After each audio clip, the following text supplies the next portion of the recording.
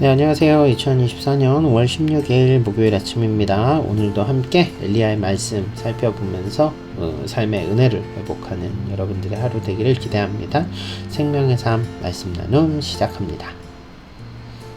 오늘 우리가 함께 살펴볼 말씀은 열왕기상 17장 17절부터 24절 말씀입니다.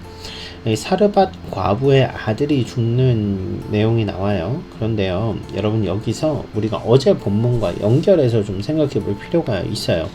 어제 본문에 보면 엘리야가 사르밧 과부를 만났을 때 이미 그 집의 음식이 마지막 음식이었거든요. 그 음식이 떨어지면 아들과 함께 죽으려 했다라고 성경이 기록을 해요. 그러니까 이 사르밧 과부는 살 소망이 끊어진 사람이었습니다. 그의 아들도 마찬가지고요. 그런데 엘리야가 그 가정 가운데 오고 하나님의 그 죽음, 살 소망이 끊어진 가운데 하나님의 은혜를 경험함으로 말미암아 매일매일이 기적을 경험하는, 그 가루와 기름이 떨어지지 않는 은혜를 경험하는 삶을 살게 된 거죠.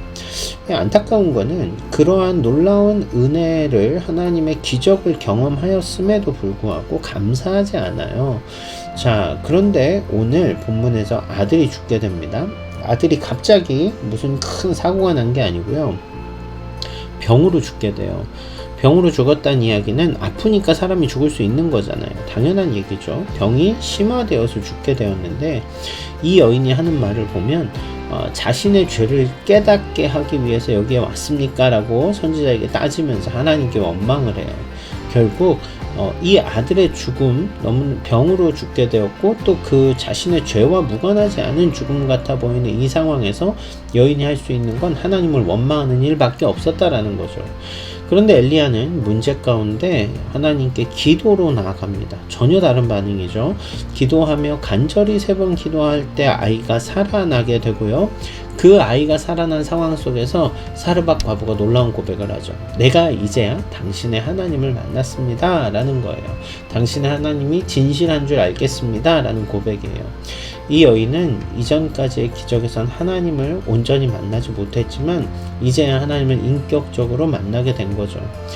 여러분, 저는 오늘 본문 말씀을 묵상하면서 이방 땅에서 하나님이 왜 엘리야에게 이 사건들을 보여주셨을까라는 고민을 해봤어요.